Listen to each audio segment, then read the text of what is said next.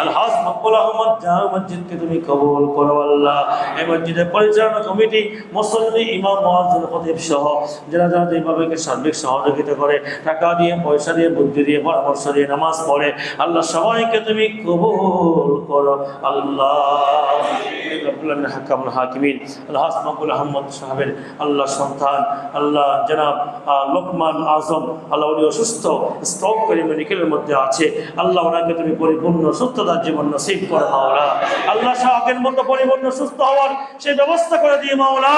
আল্লাহ এইভাবে আমাদের সবাইকে যাবতীয় রোগ শোক থেকে, আসমানের বলা থেকে, জমিনের বলা থেকে, স্ট্রোক থেকে, হার্ট রেট থেকে, হঠাৎ মৃত্যু থেকে, গাড়ি ঘোড়া অ্যাক্সিডেন্ট থেকে, আল্লাহ যাবতীয় ভাইরাস জনিত রোগ থেকে আমাদের সবাইকে, আমাদের পরিবার পরিজনকে তুমি হেফাজত করো মাওলা।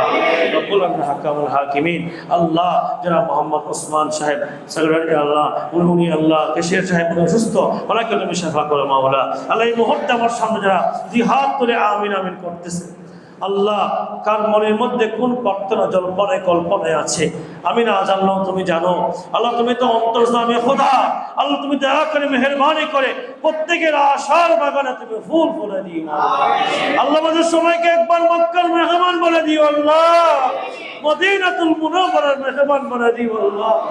সবুজ গম্বুজ দেখে দেখে সালামি দেওয়ার সেই ব্যবস্থা করে দিও আল্লাহ। হাজরে ওসমান পত্তরে চুম্বন দেওয়ার সেই ব্যবস্থা করে দিই মাওলা।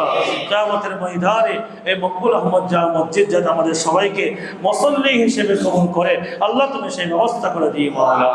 সুবহান রাব্বিকা রাব্বিল ইজ্জাতি আম্মা ইয়াসিফুন ওয়া সালামুন আলাল মুরসালিন আলহামদুলিল্লাহি রাব্বিল আলামিন।